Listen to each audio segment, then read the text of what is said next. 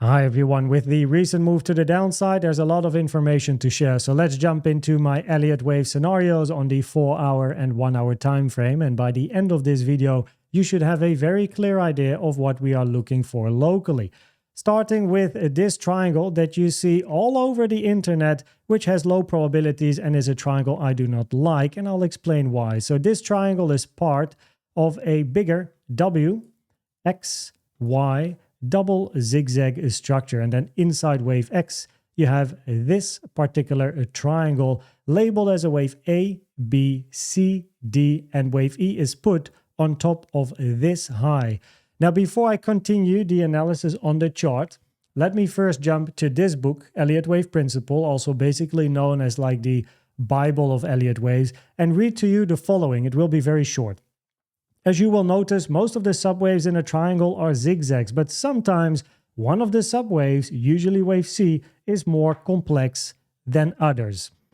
Important here is that at no moment in the book do they write that two of the waves in a triangle have a high probability to be complex. In other words, it is so incredibly rare to have two double or triple zigzags or even more in a triangle, it's not even worth writing in the literature. So let's then go into my triangle to prove my point. Here you have your wave A, your wave B. Okay, these can be counted as simple zigzags. And then you have your wave C. Now, as per the book, that is usually the place where a complex structure happens in a triangle, a double zigzag or a triple zigzag. In this case, we count a double zigzag, WXY, in wave C.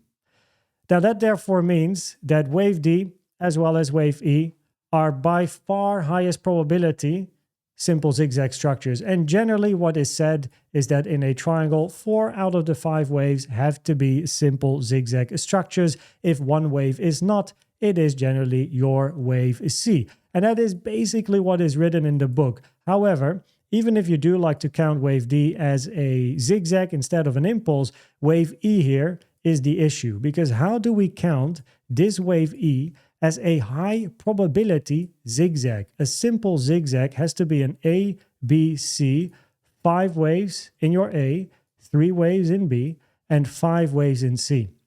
There is no option to label this as a high probability simple zigzag to the upside. It actually counts better as a WXY double zigzag structure, but that is not allowed in this triangle because then wave C and wave E are both double zigzags, and that invalidates this particular scenario. So therefore, this scenario basically goes in the bin. But I can change this scenario just slightly, and then we get to a triangle that I actually do like, and hopefully you like it too. So what we do is we just move things around slightly to the right, like this. And now, what we are looking for here is a triangle that is still part of course, a bigger wave X, but now we get to a triangle that still has a opportunity of being correct. So you have your wave A, B, your complex C, but then your wave D is going to be a wave A, wave B, wave C, simple zigzag, ending over here. It has to take out this low at 81, right? This low over here has to be taken. And after touching support and getting your wave D, price first of all not allowed to move below B, that's an invalidation. You want to see a simple zigzag to the upside in wave E. After wave E, we look for price to move down and create a new low. This is a triangle that I do like. This is a triangle that works with the rules, the guidelines, as well as the price action that we have in front of us. People that label this over here as a finished triangle structure are not looking into the lower time frames clearly. So that's the triangle, right? So that's the first scenario. By the end of this video, you'll have a good idea, of course, of what we're looking for, but I want to first run through the different scenarios and explain what makes it higher or lower probabilities. Now, this is your bullish scenario. And here we then have a leading diagonal in your wave A or wave 1. 1, 2, 3, 4, 5 wave structure. Now in a little bit more detail, if we go to the 15 minutes, then you have your wave A, B, C in 1, WXY in 2, then inside wave 3, another WXY over here. Then you have your wave 4, WXY, right? We're talking about double zigzags, by the way. And then inside wave 5, this has to be labeled as then an A, B, and a C. Maybe some sort of a WXY, but at least a 3-wave structure to the upside, where we have a first structure, second, and eventually we get to third. So that is your diagonal to the upside. Now, the most common retracement target is the blue box, preferably 2 or B ends after the yellow vertical line. That is, of course, stuff that happened over here with the low over here, right? And then you want to see continuation to the upside. Now, yesterday, I mentioned, and that's still the same, that as you hit the common target area for 2 or B, you at least have to consider a bullish scenario. It has to be part of the scenarios as an Elliott wave analyst. And yesterday as well, during the live stream, I explained what I was looking for from a trading perspective. Even in the video, I explained that as well. Price didn't take out this high. There was no flip, no interest for new longs. I was already in one from lower. However, the short that I explained yesterday was actually pretty neat. In the end, I was asleep, of course, when this happened, lol. But price moved towards the downside, retested the box over here, right? That area of support with bearish CVDs as well.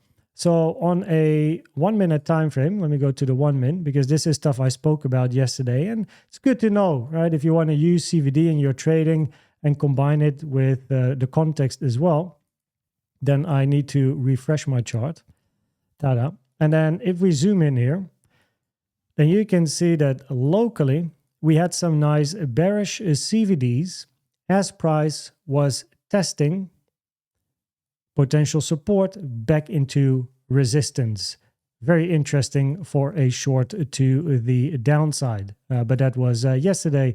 So today, let's talk about what we are looking for. Now, in this bullish scenario, right, with the recent price action here, the internal count of your wave 2 or B has to be this one at the moment, right?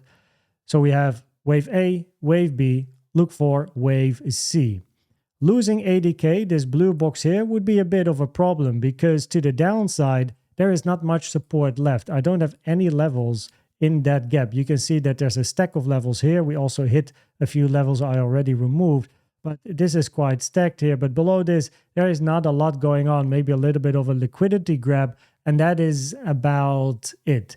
So preferably in the bullish scenario, you are not going to flip ATK support into resistance. And if you do, with some bearish CVD, that could be very interesting for price to take out the 76K low. Now here, what we are then looking for is an impulsive structure to the downside, touch support, wait a bit for the reaction, right? Observe, no need to snipe highs or lows. At least that's not my style. I'm very patient. So I wait for price, right? Show me a bit of a good market structure, some CVDs and whatnot. And then, of course, you want to count impulsive structures to the upside. And that is most important. After this wave C, you want to count an impulsive structure to the upside. Of course, I will be making videos about it, so you'll be up to date. But basically, you want to count a 1, 2, 3, 4, 5 correction continuation, right? Or a leading diagonal. And of course, lastly, a multi 1, 2, 1, 2, 1, 2, another one, and eventually boof, right? So that is something we have to keep our eyes open for. But by all means, you need to take out 81.2K, this low over here. Then we get to this scenario. Now, this is a combination of two scenarios just because the price action is the same. So we have a WXY with inside X a running flat, A, B, C. C is your diagonal. Running flat is the rarest flat structure, has to be set, which impacts the probabilities negatively for this particular WXY. And then you can see a diagonal, 1, 2, 3, 4, 5. What is a bit tricky with this particular diagonal is the ratio of the waves. You can see wave 2 is super short compared to wave 1 in time, right? And then if this is your 4, we're looking for a wave 5 to the downside.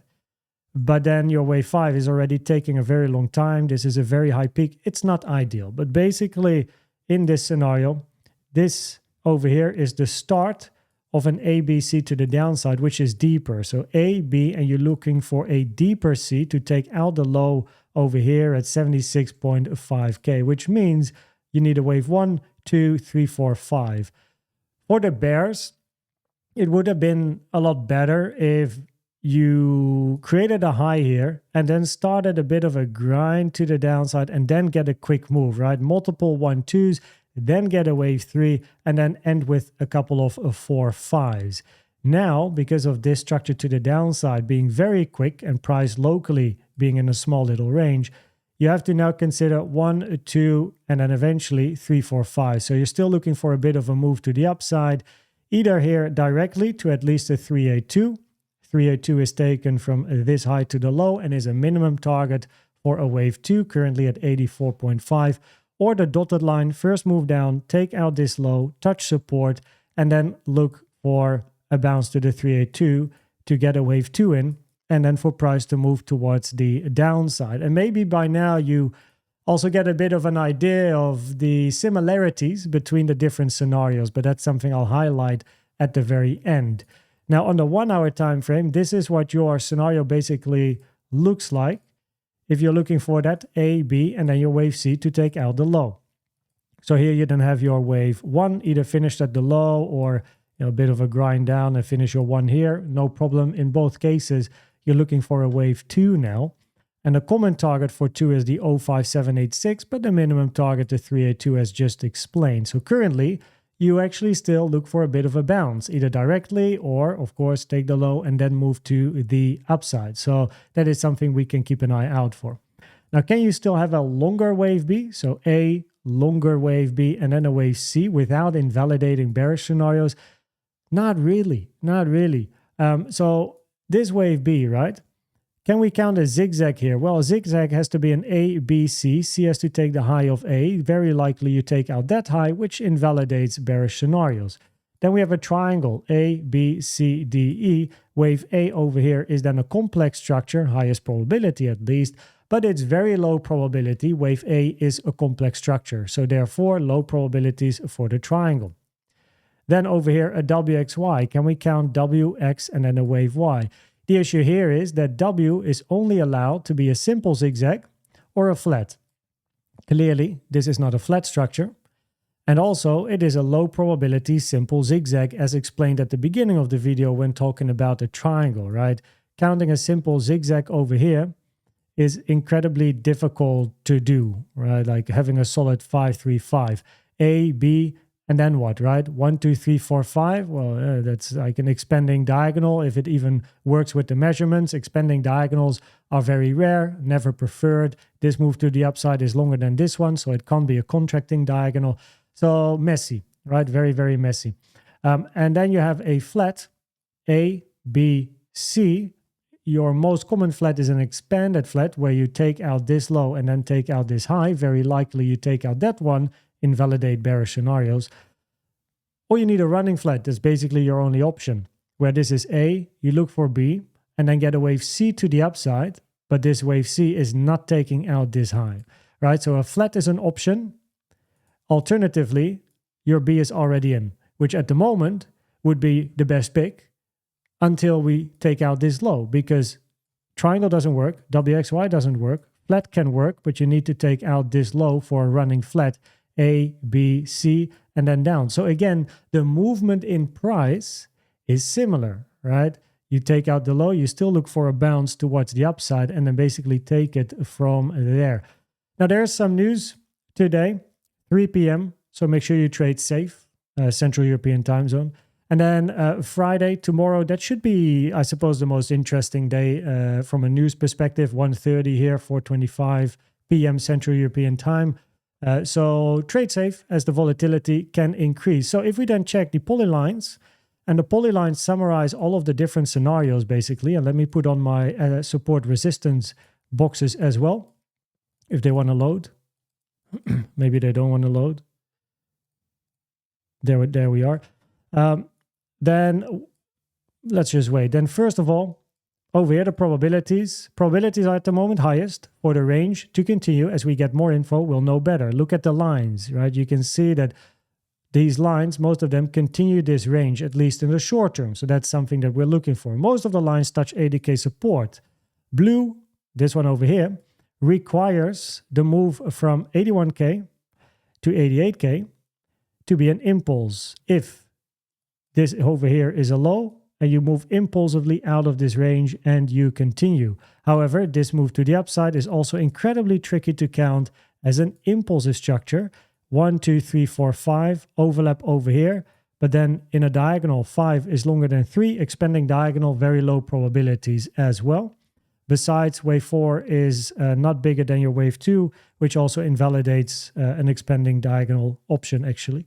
So at the moment, the probabilities are higher to touch 80K support and observe the reaction there for a potential bounce. Reaction will give more info for up or down on the higher time frame. You can see I also color-coded boxes, a bit of an explanation per line. So if we cover this, then over here, that blue line, for blue, this has to be your low, and you need price to move towards the upside. You need a new local high after 10 p.m., which has to do with time, not explained in detail in the video, but that's basically what you're looking for. You're not allowed to take out this low, and you need to make at least another high locally here after 10 p.m. Central European time. Preferably, you only create higher highs and higher lows, of course, with bullish CVD consistently, right? But then again, this move being an impulse, very difficult to count. So not really a high probability option at the moment. And then you have the yellow line, that is your ABC, but you still expect the 0.382 to be touched if we move down, preferably still looking for a bounce to touch the 382 minimum as a minimum target for a wave 2 in your more bearish scenario. The red line is the triangle where we have to take out this low, then move up, get our wave E sorted, and then move to the downside, right? And then your green line is the bullish scenario. Take out the low, form bullish impulsive structures, and then eventually get out of this range. Now, what happens over here is basically going to decide the probabilities of the 4-hour time frame. Take out the low, take out the high. So we're going to be patient. Also, we have the news tomorrow. So what are the chances for the volatility at this time to decide what's going to happen in this range? Very interesting, no? If this move to the upside is a 3-wave corrective structure, so if we move down, take out the low, and if we do get support at 80K, right, and move back after a bit of patience, wait what price does, see some signs of strength, if we get that move up, if the move up is corrective, probabilities are very high to take the low. If this move to the upside is impulsive and the next retracement is corrective, probability is high to take the high. Of course, we're going to cover it, and very likely I will be live on YouTube tomorrow. So then we have the boxes, just to make sure you have all the information. Here's the box, 80.3 to 81.1K to the downside. Below this, there's still some support that we did not touch, 75.9, 76.5K.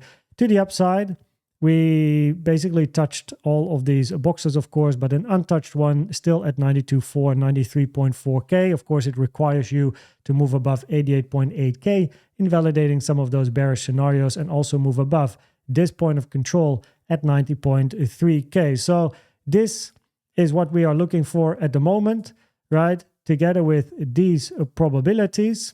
Make sure that you trade safe, have a very clear plan, volatility on the chart overnight, last night for me, and very likely tomorrow as well. So trade safe, have a plan, know what you're doing, and also trading sometimes requires you to be patient. You don't have to make a trade every move. You don't have to try and catch every move, right? If you miss out, perfectly fine. Recently, we had a great short opportunity here as the highest probability, great long opportunity here as the highest probability. And at the moment over here, I'm not very interested. I like to see and wait what price does here. And based on what I see there, yeah, maybe there's an opportunity, maybe not, right? And if price does anything unexpectedly, then don't try to FOMO in, just wait patiently. And for a new opportunity, there's always a new opportunity. So that being said, I hope that this video was helpful or valuable to you. Please check out the CVD indicator video, the best indicator out there in my opinion, or the Elliott Wave educational playlist to help you understand more about Elliott Waves. And thanks for watching and subscribing. I hope to see you at the next one. Bye bye.